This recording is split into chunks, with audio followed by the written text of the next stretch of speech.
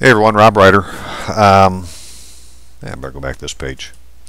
Thursday, September 20, 2012. This is part 2 of a video, and this is the meat with the potatoes, but all the reasons I'm doing it are in the other video. So I'm looking for justice, the proper administration of laws, and I'm just reading what I read and going with what it says. And so one of the many things that was brought to my attention was, this form I had at the end of the last video. This is what you would send to an ecclesiastic court, to the bishop of a diocese, who has, a bishop is the judge of the first instance in his diocese. And a bishop is a canonist. A priest is a theologian. You go ask a priest about canon law, he ain't going to know much, except if I do these things wrong in his mind, I'm going to get in trouble. Right? But it very clearly says in canon law that they have jurisdiction over all baptized people and all oaths. And sin. Any matters of faith. So, here's how it says to submit a petition. These are the canons for submitting a petition.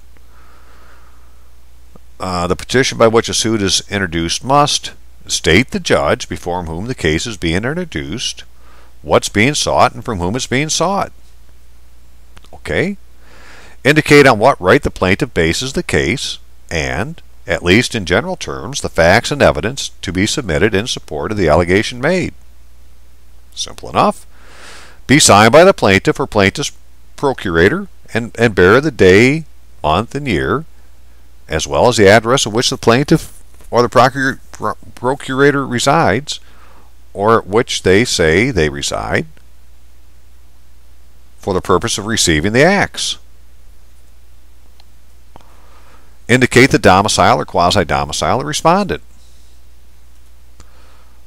That's it. Once he has satisfied himself what the matter is within his competence and the plaintiff has a right to stand before the court, the sole judge or presiding judge or collegiate tribunal must, as soon as possible, by his decree, either admit or reject the petition. The petition can be rejected only if the judge or tribunal is not legally competent, so it would be out of their jurisdiction. It is established beyond doubt that the plaintiff lacks the right to stand before the court. Kind of hard to say when you've been baptized. The provisions of the one we just looked at have not been observed, so you haven't done 1, 2, and 3, right?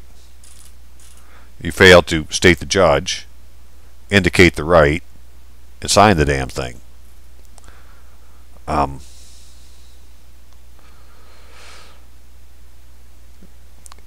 It is certainly clear from the petition the plea lacks any foundation and that there is no possibility the foundation will emerge from a process.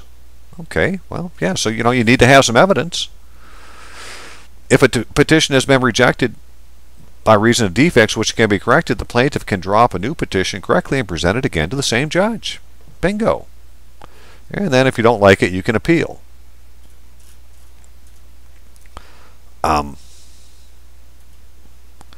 Why does this do this all the time? Zoom.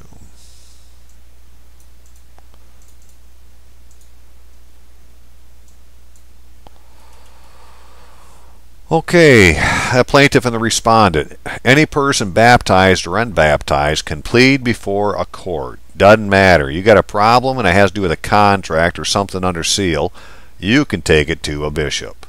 A person lawfully brought to trial must respond. Must respond. They put something under seal, they ain't done it, you take them to court, they must respond.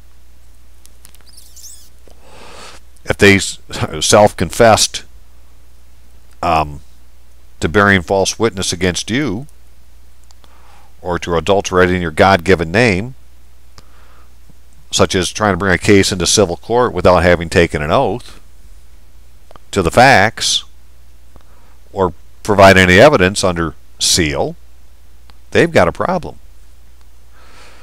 Even though the plaintiff or respondent has appointed a procurator, each is bound to be present in person at the trial when the law or the judge so prescribes.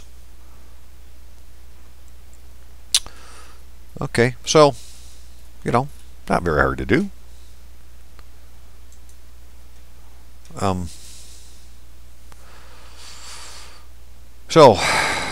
We looked at this before. This is a banker's oath. National banking law, 12 U.S.C. 73 requires, take an oath, that he and she will diligently and honestly administer the affairs of the association, will not knowingly violate or willingly permit to be violated any of the provisions of the National Banking Act. And the National Banking Act says a mortgage can only last 5 years.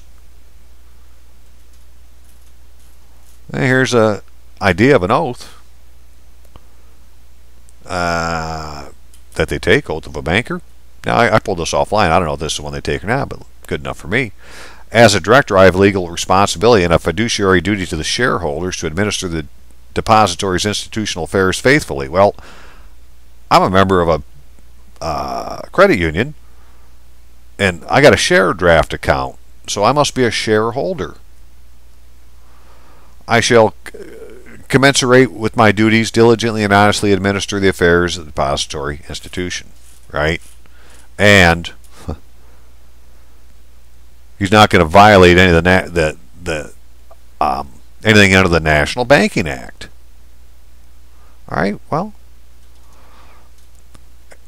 at the first meeting of the board, the directors take joint oath of bank directors before a notary public.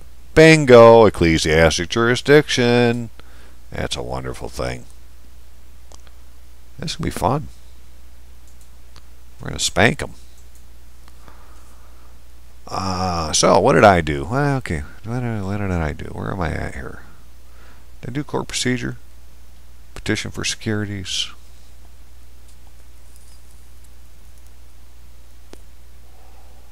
Okay. So, here we go. So, this is what I submitted today. I'm the petitioner. Yes, I decided to do it. I think they know who I am. The respondent. I don't know who the officers are. I don't really care. All I know is the officers took an oath. And it was incorporated in Michigan. So that's really its domicile of the Preferred Federal Credit Union. Right? Because a corporation is a legal person. An artificial person. But has legal, what do they call it? Legal personality. That's what it is. So, Most Reverend Walter A. Hurley, Judge of the First Instance, 11th Bishop of the Diocese of Grand Rapids. Bishop Hurley, with heavy heart, I petition the court for redress of a private wrong, most assuredly a breach of faith, that could be construed as criminal activity, but that is up for the court to decide. Deeds of trust mortgages conveying an interest in property are by definition security instruments. They are not a lien. When a lien is satisfied, the securities, or if converted, their value are to be returned to the mortgagee or mortgagor along with their gain. When a satisfaction of mortgage is recorded with the Register of Deeds, it states that the lender has released their interest in the premise property listed on the deed of trust or mortgage. An officer of the lender acknowledges the release of interest under notary seal. The lender is also to provide a UCC-3 termination statement for the personal property listed on the security instrument. According to the Uniform Residential Mortgage Satisfaction Act, if the lender fails to deliver the termination statement to the mortgagor, a letter asking for the termination statement sent by first-class mail from the mortgagor to the lender is all that is required to notice the lender of his obligation to provide said termination statement. Send him a letter. On the 24th day of August, AD 2012, the petitioner mailed to the respondent a letter asking for the said termination statement based on a mortgage discharge recorded in the Register of Deeds, County of Montcalm County, and Lieber 853, page 187. And the petitioner submits copies of the letter, envelope, and mortgage discharge as evidence. The respondent has yet to provide said termination statement and appears not to be acting in good faith in violation of their oath of office required under 12 U.S.C. subsection 73. It is worth noting that circumstantial evidence leads a petitioner to question if the deed of trust was ever a lawful contract, as the lender never acknowledged the deed of trust, nor does it appear that the first lien was recorded in the office of the recorder. If the first lien is not recorded, delivered, and noticed, it is considered a statutory lien and unconstitutional according to the U.S. Supreme Court, King v. Mullen, 171 U.S. 404. Without a recorded first lien, there can be no obligation.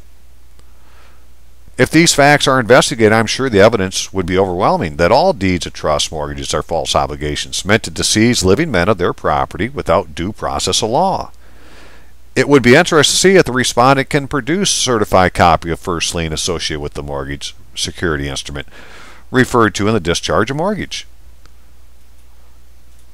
In either case, as the discharge of mortgage has been recorded, the petitioner has asked the respondent for a copy of the termination statement that till now has not been delivered to the petitioner. The petitioner asked if the bishop, in his role as judge of the first instance or his delegate, could secure for the petitioner the value of the conversion of the securities associated with the discharge of the mortgage.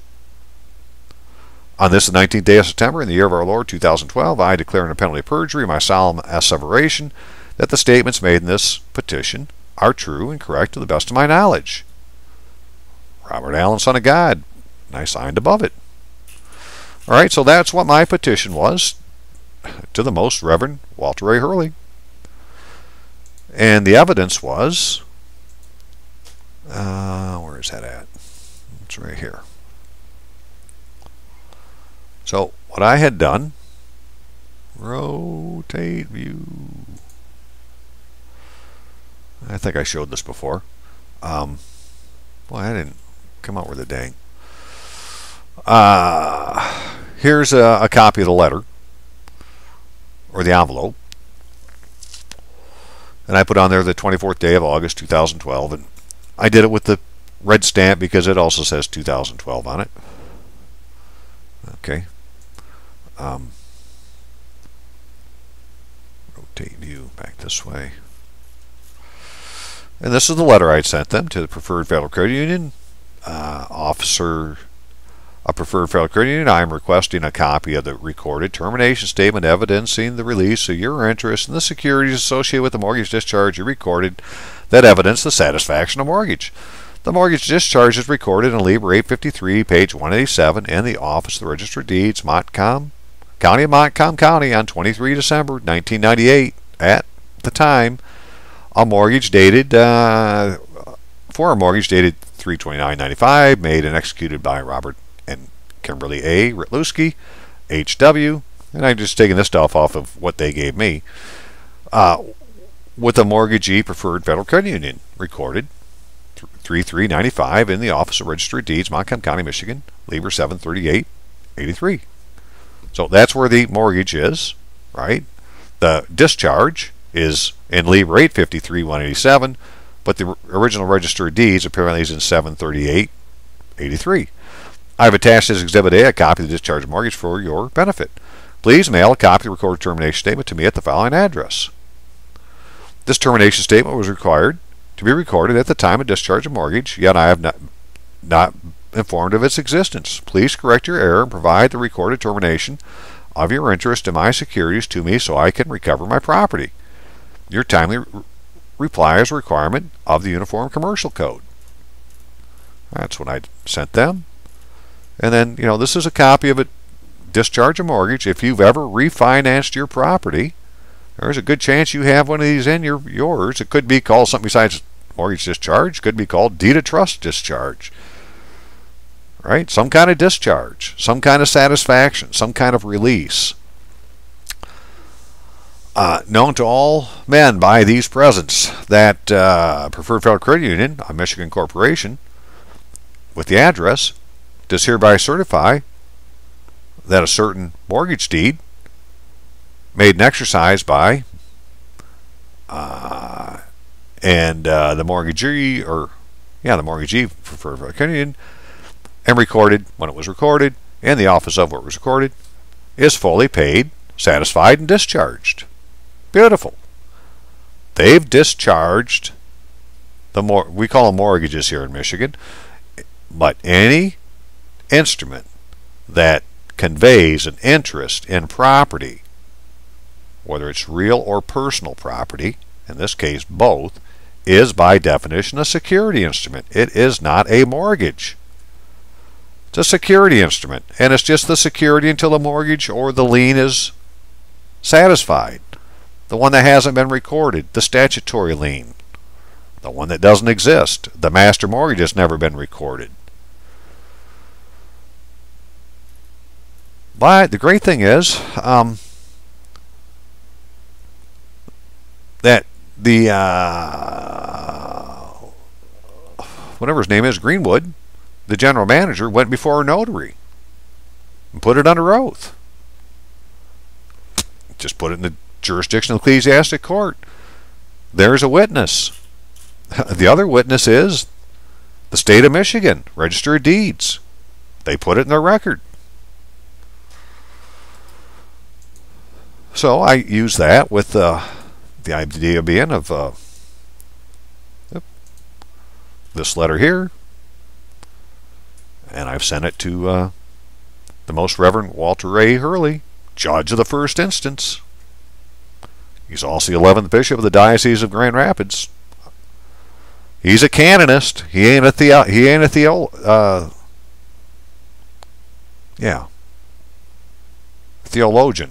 Yeah, he's not a theologian. He's a canonist, expert in canon law. What else can I share with you real quick? Do we look at this? Book 4, Canon Law. Chapter 2, Oaths. An oath is an invocation of the divine nature as a witness to the truth. It cannot be taken except in truth, judgment, and justice. An oath which is required or accepted by the canons cannot validly be taken by proxy. That's why you need to take it. You need to be there. You need to say the words. Then they put their seal on it. A person who freely swears on oath to do something is especially obligated by virtue of religion to fulfill that which he or she asserted by oath. Ecclesiastic jurisdiction. The oath extorted by deceit, force, or grave fear is by virtue of law itself invalid. So if they say, well, you signed that frickin' IRS form, and therefore you've taken an oath, but you've made a false filing. Well, false means by deceit, right? It means you committed perjury. Well, I did that because I put it on there because why? Because it was extorted by deceit, force, or grave fear. A promissory oath is determined by the nature and condition of the act to which it is attached. An act which directly threatens harm to others or is prejudicial to public good or eternal salvation is in no way reinforced by an oath sworn to do the act. So all this crap they make you sign because we're in fear, none of it has any validity if we just take it to the court that cares. The one that's worried about your immortal living soul. The obligation of a promissory oath ceases if it is remitted by the person in whose favor the oath was sworn, if what was sworn is substantially changed or because of altered circumstances becomes evil or completely irrelevant or hinders a greater good, if the purpose or condition ceases under which the oath may have been made by dispensation or commutation in accordance with another one. Which one did it say? 1203. Those who can suspend, dispense, communicate, or commute a vow have in the same measure the same power over promissory oath. But if dispensation from an oath would tend to harm others and they refuse to remit the obligation, only the apostolic see can dispense the oath. An oath is subject to strict interpretation in accordance with law and with the intention of the person taking the oath. If that person acts deceitfully, in accordance with the intention of the person whose presence the oath was taken. So, hey man, they've taken oaths. They've committed sins. Everything from bearing false witness, adultery against your name, taking God's name in vain because they've taken an oath, so help me God, they're not paying attention to it. They covet your property. And, right? They have broken commandments. And either they're sons of Satan and just don't care, or they're acting like Protestants and say, well, all my sins will be forgiven when I leave, right? Because I believe in God. That's enough. So I can go ahead and do to you as I please while we're here. I don't think that's the right way to live, right? If we're supposed to honor the Father, heart, mind, and soul, and treat our brother like we treat ourselves, that's what Jesus said. How can that be treating your brother like you would treat yourself? Right? They're lying to themselves, and they better fucking wake up. Because either they're going to follow the sons of Satan to the domicile of their adopted father, or they can come back and live in the world of peace, on the earth of peace. But one way or the other, it ain't staying the same as it is. So I should know very soon if this does anything. I don't know. I'm giving it a shot. I just read what I read and, see where it leads from there. And that's it for now. So you all have a great day, and we'll see how it goes.